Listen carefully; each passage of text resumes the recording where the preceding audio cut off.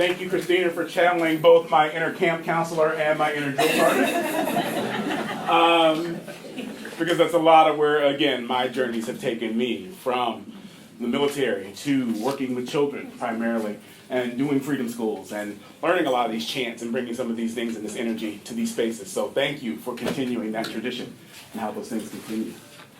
As we talk about how change happens, I want to get on a couple of things first. First of all, following up on where Brian sort of left off and some of the things that he raised in terms of, where we are now. But this is not the first time we've been here.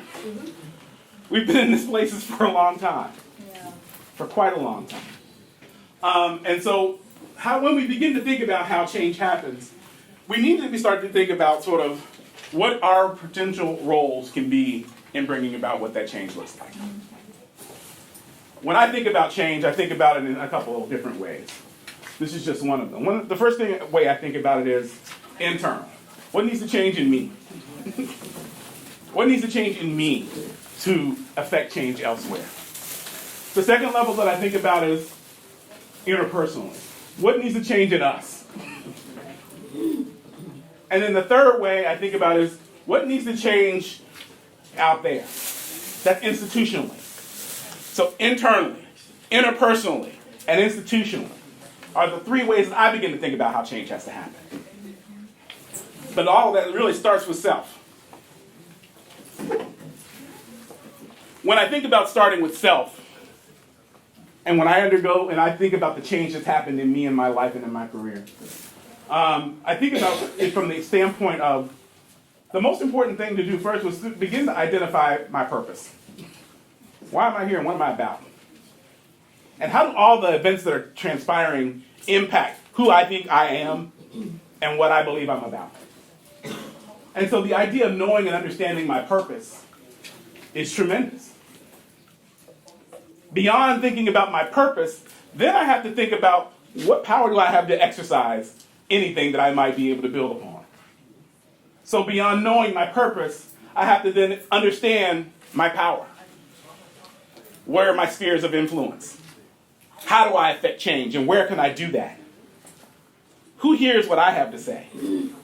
And how do I tap into them and hear what they have to say so that it's no longer just one voice, but that we become a chorus of voices, saying some of the same things, but saying different things as we need to approach different people, but all around a core message. That message can't be frayed. Our approaches might differ, but our message has to be similar. The final step is, how do I exercise my leadership? Now that I know my purpose and I understand my power, how do I exercise my leadership? How does that play out there, institutionally? How do I work with others for their gifts, their talents, their leadership to be exercised? While one voice can raise attention and bring things to the fore, it takes a chorus of voices to create the type of change that we're talking about. It takes a lot of different types of leadership to be able to do that. And it takes a lot of people understanding how they can influence and use their power to do those things and to know why they are doing those things. Understanding that sense of purpose. How many people were here in 2001? Show of hands. This is not the first time we've had a conversation like this. It's been 13 years. 13 years of still having conversations like these and gatherings to think about why is this happening and what are we doing. And so what I'm going to offer up is an idea to think about how change can happen. I offer that first part up thinking about sort of the internal, the interpersonal, the institutional. I also want you to think about knowing your purpose, understanding your power, and thinking about exercising your leadership. Because how that leadership gets exercised can play out in what I'm talking about in terms of a social change continuum. I never say the social change continuum because there's a social change continuum. There are a number of different ways that social change can come about. But the way I'm going to talk about today is reflected here. The first piece really plays out in the idea of service. Service acknowledges that individuals must have their most basic and immediate needs met. Service informs activism. So this whole process around how change begins starts with, before we do anything or mobilize anything, somebody has to pay attention to what the immediate need is. People can't function without getting that immediate need met most times. Something has to happen to make sure that that itch is scratched, that person is fed, whatever it is that they need. There's got to be some level of service attached to that to make that particular piece happen. So somebody's role, somebody's leadership, somebody's purpose, somebody's power has to be around this concept of meeting the need and doing the service. As we look next, Tanisha said that service informs activism. Who's my activism person? Activism calls attention to the issue and stresses the need and the ability to act now, urgency to create hope and prevent desperation. Activism inspires engagement and education. So when we think about activism, activism is about drawing attention to the urgency. A voice has to be raised in such a way that people understand something needs to happen, not just in general, but now. The other piece of this is also about the idea of disruption. Because the urgency will only be felt, and oftentimes, if I disrupt the status quo. All right, shut it down. I have to disrupt the status quo. I have to create a moment for people to pause and think differently about how it is and what it is that has brought us to the moment. We need people whose purpose, whose power, whose leadership is around this activism. Our third piece on this continuum is community engagement and education. Builds the capacity and competency of citizens, often those most acutely impacted by the issue, to advance these efforts within and beyond their immediate spheres of influence. Community engagement, education, strengthens advocacy. So as we think about the idea of community engagement and education, we've got people who are meeting the immediate needs. We've got folks who are raising the attention and the urgency that needs to happen about why it needs to happen, and they're disrupting some of the status quo so that people understand that there's an urgency. Community engagement and education now takes it one step further to go, you need to understand these issues, how they impact your life and the lives of the people around you. Community engagement and education means that if for some reason during the process of activism you haven't heard, then let's bring people together and talk about how this impacts your day-to-day and your existence and why this is relevant to you. Huge word there. Relevant to you. It's necessary for us to be able to be involved and attached to that moment and think about what it means for community engagement and education to exist. Lots of folks are involved in community engagement and education. But it's a necessary piece of this continuum. A very necessary piece of this continuum. One of the things that Andy pointed out when he read that is usually involving the people most acutely impacted by the situation. Oftentimes decisions get made absent some of those voices. Community engagement and education provides us with a forum and an opportunity to be those voices. To step into those roles, to sit at those tables as decisions are being made. Advocacy. Advocacy creates a diverse and unified voice for the voiceless and humanizes the issues for those at differing levels of influence and investment in resolving this issue. Advocacy drives public policy. And so I'd like to kind of give a little bit, this is fit quite nicely, because when I thought about, there are a lot of advocates in here, and I know that, and I honor you.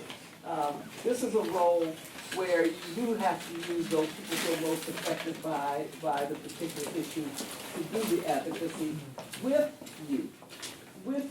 So it needs to be done together. The best example, I think, of it that I've seen is years and years ago, we got a bus together of women who had children who needed childcare.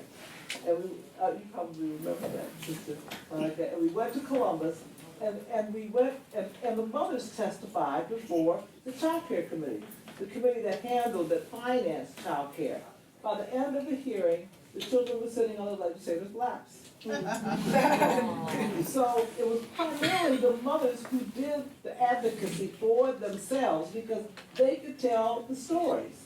You know, and so, yes, we can tell stories for them, but it's so much more meaningful when those who are directly impacted by what we're talking about are telling the stories for themselves and the support that's given them. So that's why it's important to have those, and it's important to identify who your advocates are.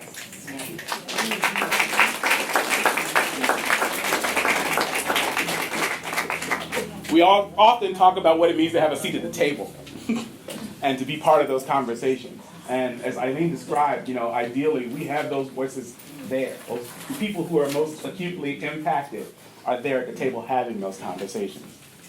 When they're not, voices need to be raised. And there needs to be somebody whose purpose that is. Again, somebody whose passion is driven by that. Somebody who understands that power to do that and exercises their leadership in that way. Our final leg of the continuum is public policy. Public policy signals institutional and systemic change that results from each of the prior actions. Public policy is community will in action and a foundation for change. Public policy is like the software that runs the computer. If your computer's not working, maybe you restart the system. And that's public policy is one piece of software that keeps the system and just system going. Public policy, as Nick described, needs to be part the execution of community will. Often it's not. There's a process that it has to go through in order for it to actually be that. But in its purest form, that's what public policy is supposed to be. It's supposed to be community will in practice. And so, who are the people for whom this is their purpose? Who are the people for who can exercise that power? Who are the people who can give us leadership in those realms? And are the people who are in a position to do those things, doing those things for us? Are they exercising that ability? Are they exercising that power? And if they don't, whose role is it to hold them accountable?